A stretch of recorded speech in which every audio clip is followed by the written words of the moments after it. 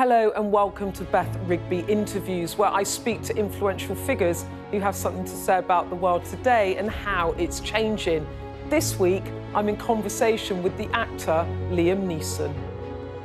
From powerful roles such as Michael Collins and Oscar Schindler to more recent action work, we reflect on a career that spanned over 6 decades. And we'll hear about his upcoming thriller Marlowe, the 100th film he's made. I hear that you are looking for someone. We're all looking for someone. I'll pay you $1,000 if you find him for me. The puzzle has many pieces. I don't know what you're gonna find. I'm going down the rabbit hole. I'm not afraid to take you with me. I do like this thing about not being afraid. Well, you should be. Liam Neeson there on the big screen, but he started his career on stage back home in Northern Ireland at a time of fear and uncertainty. We'll hear how acting provided Neeson a lifeline growing up during the Troubles. And hear a message of defiance after the recent shooting of a police officer in Omagh. Did it make you fear that the peace process was becoming ruptured? No. I did think there's a few cowboys out there. The peace process is here to stay. It is.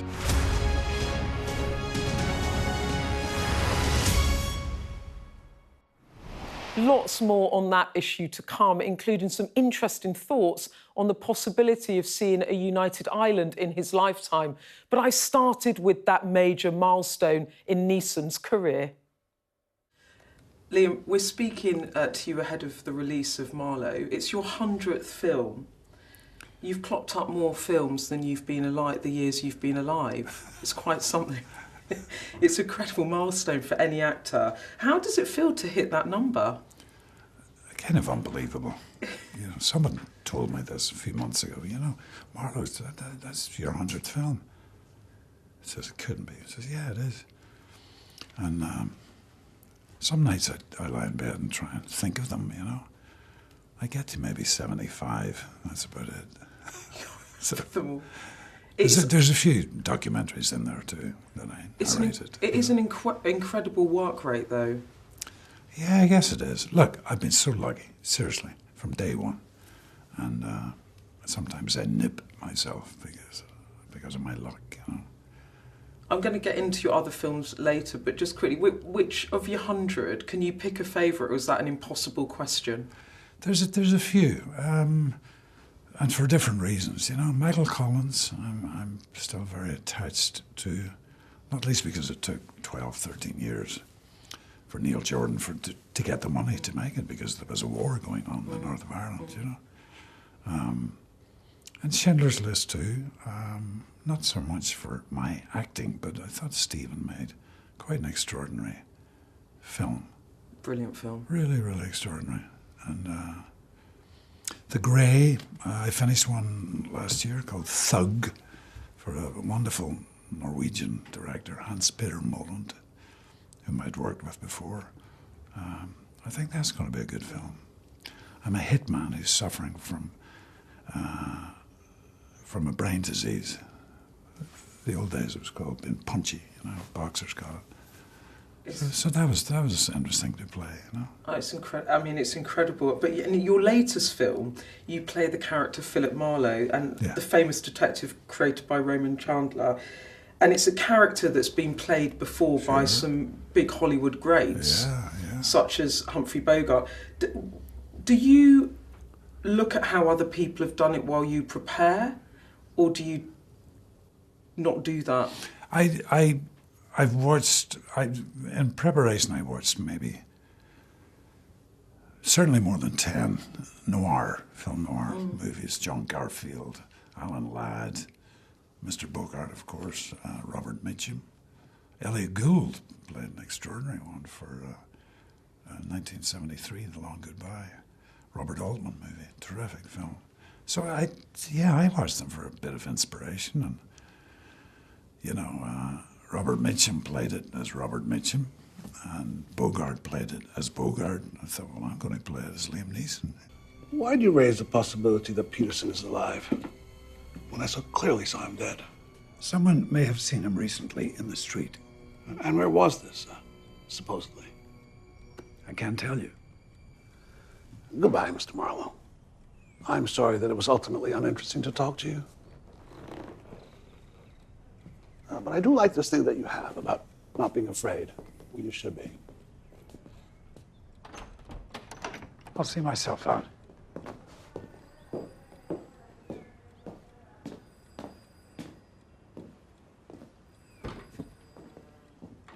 It's your fourth film with Irish director Neil Jordan. It's a working relationship, stretches back 4 decades, and it's seen you in high-profile roles such as Michael Collins, the revolutionary who fought for Irish independence. What do you put the success of the partnership between you and Neil down to? Well, I met Neil when we were shooting John Boorman's Excalibur, 1979, 1980, I think it was. And Neil was commissioned by John to make a documentary of the making of it, you know, so that's when I first really kind of got to know Neil. And, excuse me. Yeah, it's been over 40 years. And he's lovely, Neil.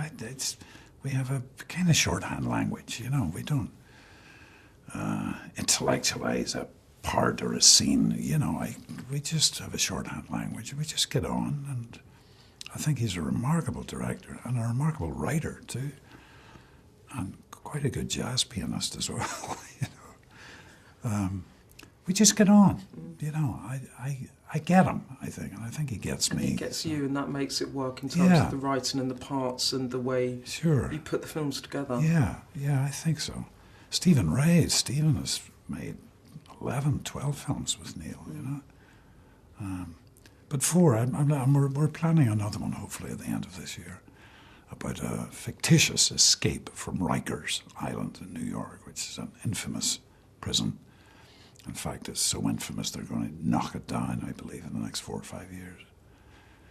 So you've got another project. Hopefully. Never stopped, do you?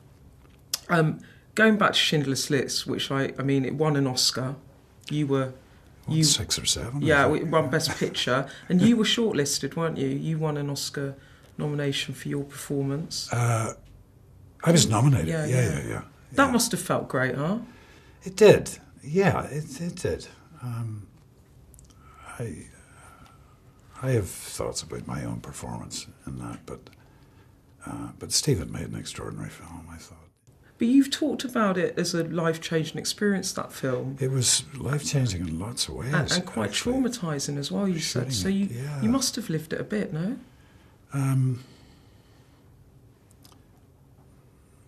Maybe a couple of scenes. I felt, oh, I'm okay on that one. With Rafe and a couple with Ben Kingsley, you know. I thought Rafe was extraordinary. Ben was wonderful too. But yeah, there was a traumatic moment. I may have told you before, or told your channel before, but my first day we were actually at the gates of Auschwitz, and the World Jewish Congress did not give Steven Spielberg permission to shoot in Auschwitz. Here's the guy that made Jaws, E.T. There's no way is he going to touch, are we going to allow him in the gates of Auschwitz to tell a story? So the art department very cleverly recreated the inside of Auschwitz, outside the gates. And I remember that first morning, it was so bitterly cold. It was dark, it was about 6 a.m. And I was wrapped up in a big fur coat and stuff, ready to do my little scene.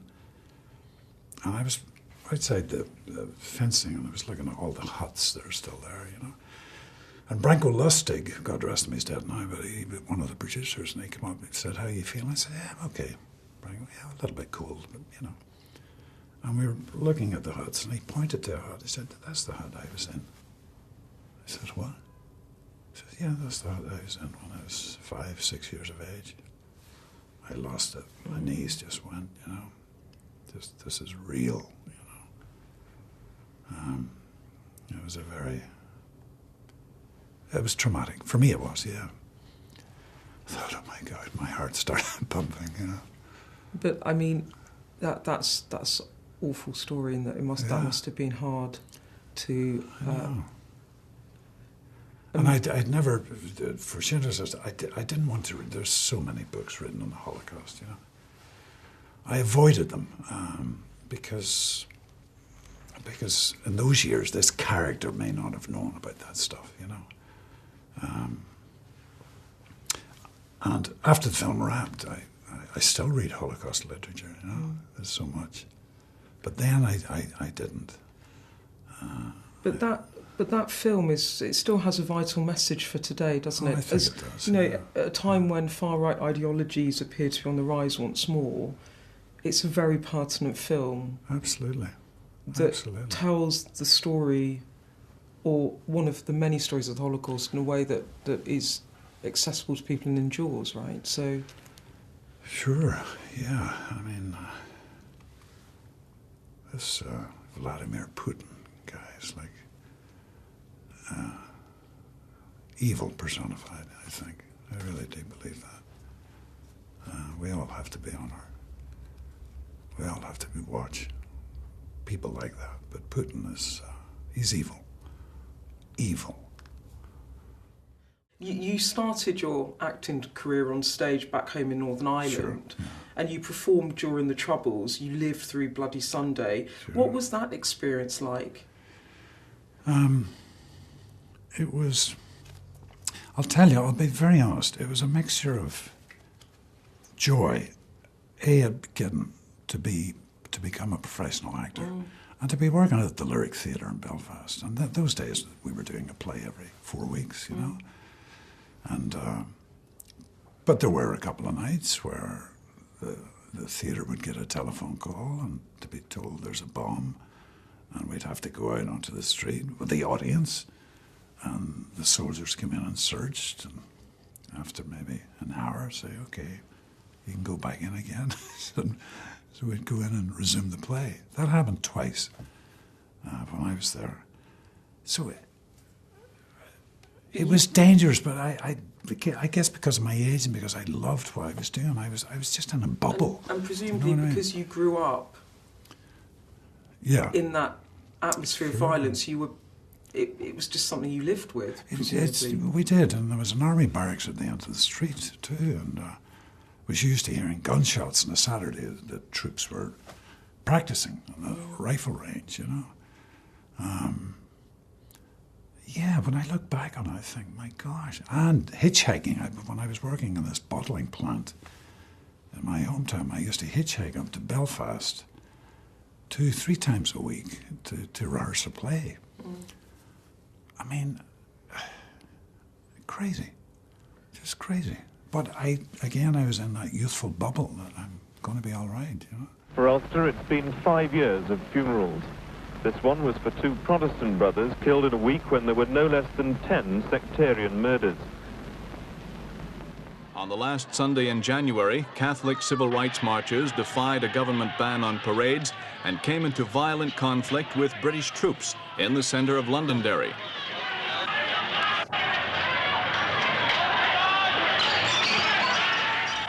The aftermath of a proxy bomb, twisted and tangled metal bearing testament to the force of the blast. Metal flung at speed becoming shrapnel, causing fatal and serious injury to the dozen or so police and soldiers on duty here. The RUC said tonight that no one should underestimate the seriousness of the current troubles. Northern Ireland was now experiencing rioting on a scale not seen for many years. Belfast, Birmingham, Brighton, Enniskillen, Shankill, Greysteel. 3,500 people were murdered during the Troubles. Growing up in Northern Ireland, like for many people, the Troubles, they might not have grown up living through that time. Sure. What was it like living through that time? Did you live in fear, or did you it was just part of your life? It was part of my life. I did get a rude awakening January 1972. I was coming from a physics class in Queen's University, and I was walking up to the halls of residence, and I was suddenly surrounded by like 100 students, all looking at me going, scab, scab, scab, scab. And I thought, what have I done? Again, I was just in my little cocoon, my bubble. Anyway, when I go back to the Ulster residence, I turned on the news or something and heard about the bloody Sunday in Derry, you know. I felt ashamed, I'll be honest. I thought, I have to learn something about the history of my country here, you know, because I was ignorant, you know. And did you go and... I did, yeah. Was it a political awakening, if you like? It was a political awakening. It was in many ways, you know. And reading subsequent murders and horrors that happened 2.5 miles away from Queen's University. But when I was there, 1971, 72, you know, you think, oh my God.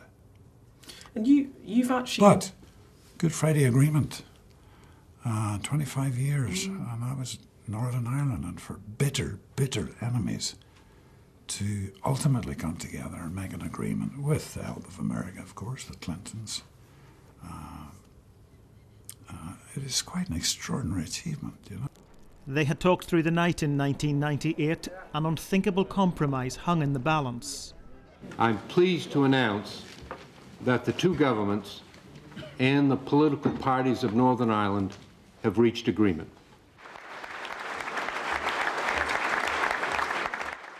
Do you remember that? Do you remember where you were when that was all signed and that event? Yeah, I was, it was 98, yeah. Kind of remember, I was certainly living in America, you know, but I had come over to Ireland. We were working on, started shooting Michael Collins, I believe. And there was just a feeling in the air, you know, of change. And change for good. And change for good. Yeah. But you have spoken in the past about some of the experiences of growing up in that tense and violent atmosphere. And you've spoken about you and your three sisters all suffering from PTSD from some of these experiences. I guess we did. Does it still manifest itself for you? I don't think so. But it took a long time for my three sisters and myself to kind of talk about a neighbour's tragedy and violence committed against certain neighbours in our street. And it's like, wow.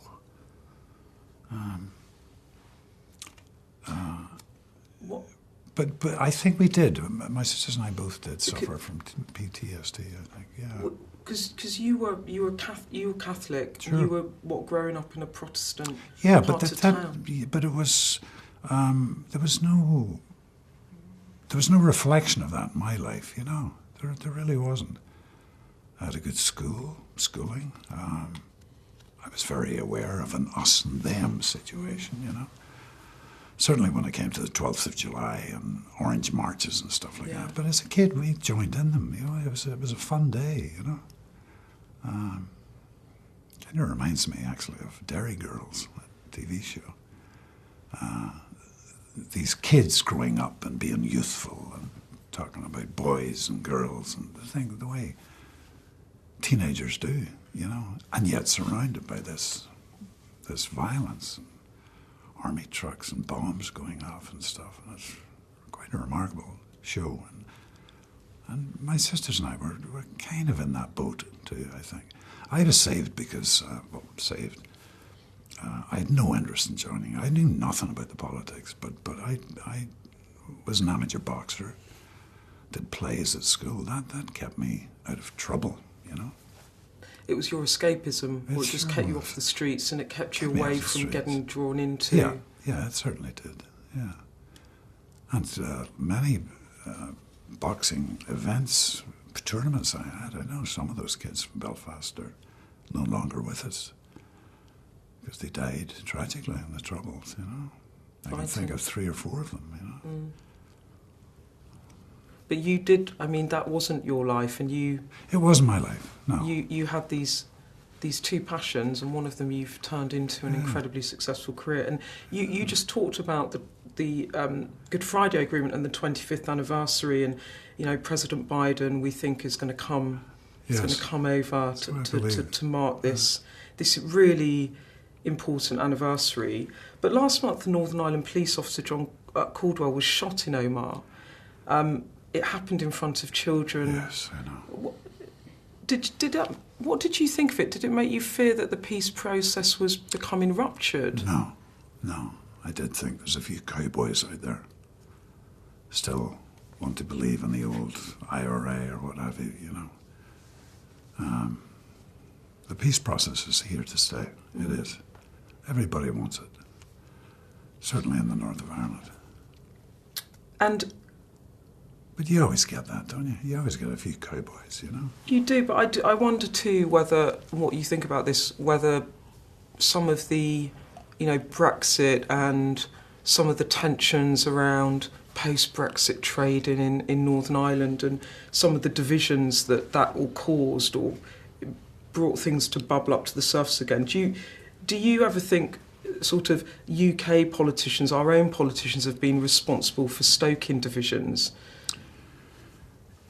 You're opening a big book there, you know. I mean, what, 3, 4 prime ministers in the past 3 years or something?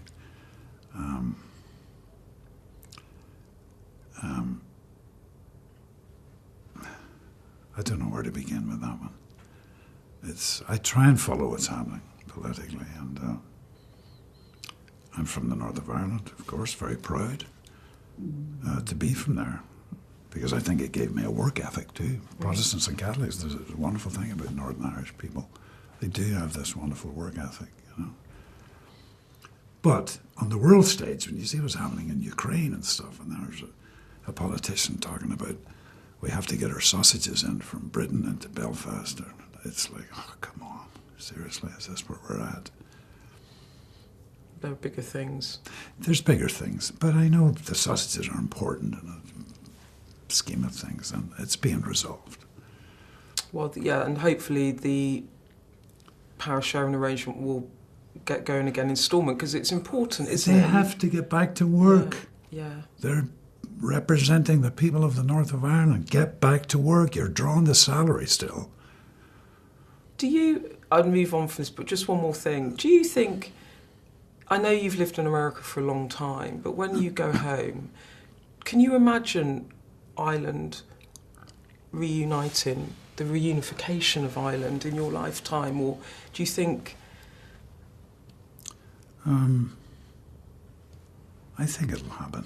Do you? I think it will, and I think Britain will be pleased. You know, they don't have to put 50 billion into the Northern Ireland Exchequer every year. I think that's what it costs now, you know. I think it could happen, yeah. But, you know, everybody has to be appeased. The Protestants in the north of Ireland have a strong voice. I hear them, I know where they're coming from, and they have to be, respected if there's going to be a united Ireland. Their voice has to be heard, and they have to be represented if a united Ireland comes about. Well, and, symbolically it'd be a very big moment when President Biden comes over. I think the Clintons might come over. I know when the Clintons came over, it changed their lives, personally and politically. In what way? It had such an effect on them.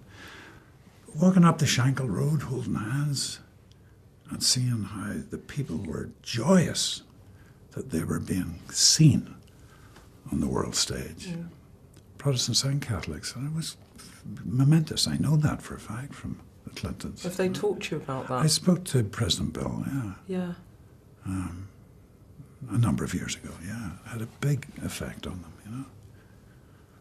Which was cool. Yeah. Well, it kind of put the people of Northern Ireland and the Irish peace process in the heart of American presidents and successive American presidents, with President Biden as well. Exactly, and I forgot to mention George Mitchell, the ex-senator, who was really responsible for galvanising that peace process, Thank you so much for talking to me. I really enjoyed it.